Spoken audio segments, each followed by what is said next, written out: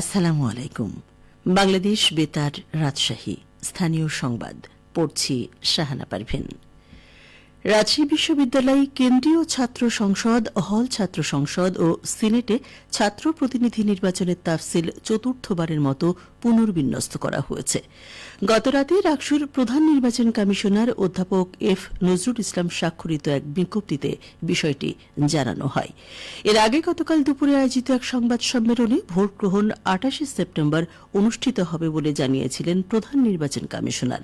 তবে দুর্গাপূজার মহাষষ্ঠীর দিন হওয়ায় হিন্দু ধর্মাবলম্বী শিক্ষার্থীদের বিষয়টি বিবেচনা করে ভোট গ্রহণের নতুন তারিখ ঘোষণা করা হয়।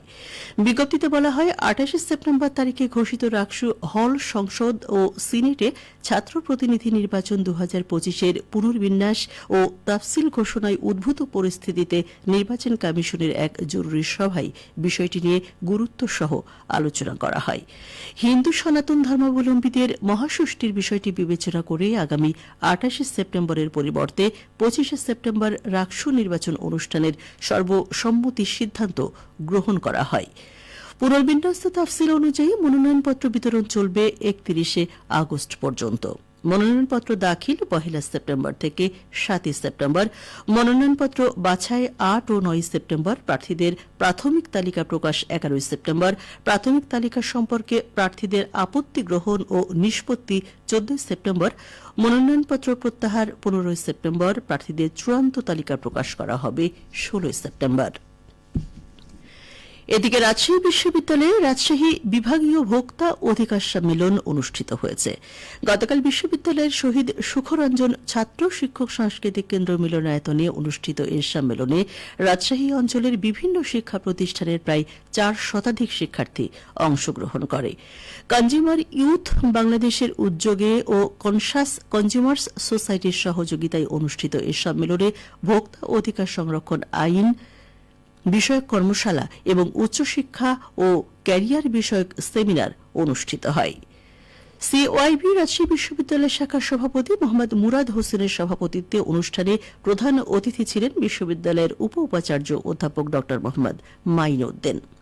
তিনি বলেন, কনসাস কনজিউমার্স সোসাইটি ভোক্তা অধিকার নিয়ে কাজ করছে। এটা সমাজের জন্য অত্যন্ত প্রাসঙ্গিক। ভোক্তা অধিকার কেবল অর্থনৈতিক বা আইনি কোনো বিষয় নয়, বরং এটি একটি সামাজিক দায়িত্ব।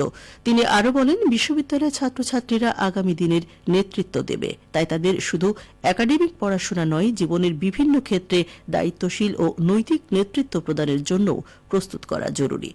যারা নিরাপদ খাদ্য, সঠিক তথ্য ও ন্যায্য বাজার ব্যবস্থার পক্ষে কথা বলবে, তারাই প্রকৃত অর্থে সমাজের নেতৃত্ব দিতে পারবে।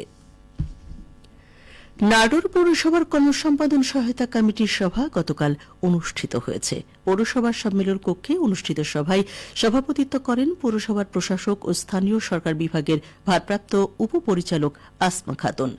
সভায় নাগরিক সেবার মান বৃদ্ধিতে আলোচ্য সূচি অনুযায়ী বিভিন্ন সিদ্ধান্ত গ্রহণ করা হয়। শহরের বর্জ্য দ্রুত অপসারণে ওয়ার্ড ভিত্তিক ভ্যানের কার্যক্রম চালু, জন্ম নিবন্ধন কার্যক্রম জোরদার করা, সড়ক ও কালভার্ট নির্মাণ সহ চলমান বিভিন্ন উন্নয়ন কাজ গতিশীল করার সিদ্ধান্ত গ্রহণ করা হয়। এছাড়া সভায় নাটোর পৌরসভায় কর্মরত থেকে বিগত বিভিন্ন সময়ে অবসর গ্রহণকারী মনসুর রহমান, পিআর বক্স এবং আব্দুর রহমানকে তাদের গ্র্যাচুইটি বাবদ ৯ লক্ষ টাকা চেক হস্তান্তর করা হয়। সভায় কর্মসম্পাদন কমিটির সদস্য নাটোরের সিভিল সার্জন ডাক্তার মোহাম্মদ মুক্তাদির আরেফিন, স্থানীয় সরকার প্রকৌশল বিভাগের নির্বাহী প্রকৌশলী মোহাম্মদ ইকবাল হোসেন সহ অন্যান্যরা উপস্থিত ছিলেন। পাবনায় শতাধিক প্রতিবন্ধীদের মাঝে সহায়ক উপকরণ বিতরণ করা হয়েছে। জেলা প্রতিবন্ধী সেবা ও সাহায্য কেন্দ্রের উদ্যোগে গতকাল পাবনা জেলা প্রশাসক কার্যালয়ে এই সহায়ক উপকরণ বিতরণ করা হয়। জেলা প্রতিবন্ধী বিষয়ক কর্মকর্তা ফারজানা তাজের সভাপতিত্বে বিতরণ অনুষ্ঠানে প্রধান অতিথির বক্তব্য রাখেন পাবনা জেলা প্রশাসক মোহাম্মদ মফিজুল ইসলাম। তিনি বলেন, প্রতিবন্ধীদের অধিকার সংরক্ষণ ও বাস্তবায়নে সরকার অঙ্গীকারবদ্ধ। প্রতিবন্ধীদের নিয়ে সরকার যে বিশেষ উদ্যোগ নিয়েছে, এই উপকরণ বিতরণ তারই নমুনা মাত্র। শুধু সরকার নয়, প্রতিবন্ধীদের অধিকার প্রতিষ্ঠায় সকলকে এগিয়ে আসতে হবে। অনুষ্ঠানে ১১৯টি সহায়ক উপকরণ ৯টি উপজেলার মাঝে বিতরণ করা হয়েছে। এসব সহায়ক উপকরণের মধ্যে হুইল চেয়ার, ট্রাইসাইকেল, হোয়াইট ফোন, corner chair, elbow crutch crutch, walker, auxiliary crutch রয়েছে। সিরাজগঞ্জে খরিফ 2 মৌসুমে ব্যাপক হারে মাসকলাই আবাদ করছেন কৃষকরা। ভালো ফলনের আশায় রোপণ করা হচ্ছে উফশি ও হাইব্রিড জাতের মাসকলাই বীজ। সিরাজগঞ্জ জেলা কৃষি সম্প্রসারণ অধিদপ্তরের তথ্য মতে চলতি মৌসুমে সিরাজগঞ্জের বিভিন্ন উপজেলায় উঁচু জমিতে খরিফ 2 মৌসুমে মাসকলাই আবাদ করছেন কৃষকরা। এই মৌসুমে এই জেলায় আবাদটির লক্ষ্যমাত্রা নির্ধারণ করা হয়েছে 9,910 হেক্টর জমিতে।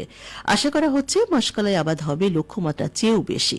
ভালো ফলনের আশায় স্থানীয় জাতের পাশাপাশি উচ্চ ফলনশীল ও হাইব্রিড জাতের মাসকলাই বীজ বপন করা হচ্ছে। মাসকলাই আবাদকারী কৃষকদের উৎসাহিত করতে কৃষি বিভাগ থেকে দেয়া হয়েছে প্রণোদনা। সবশেষে আবহাওয়া। আজ দুপুর 12টায় রাজশাহীতে তাপমাত্রা ছিল 33.4 ডিগ্রি সেলসিয়াস। এ সময় বাতাসে আপেক্ষিক আর্দ্রতার পরিমাণ ছিল 64%। রাজশাহী ও পার্শ্ববর্তী এলাকায় আজ সূর্যাস্ত সন্ধ্যে 6টা 27 মিনিটে। সংবাদ শেষ হল। আমাদের পরবর্তী সংবাদ দুপুর 2:05।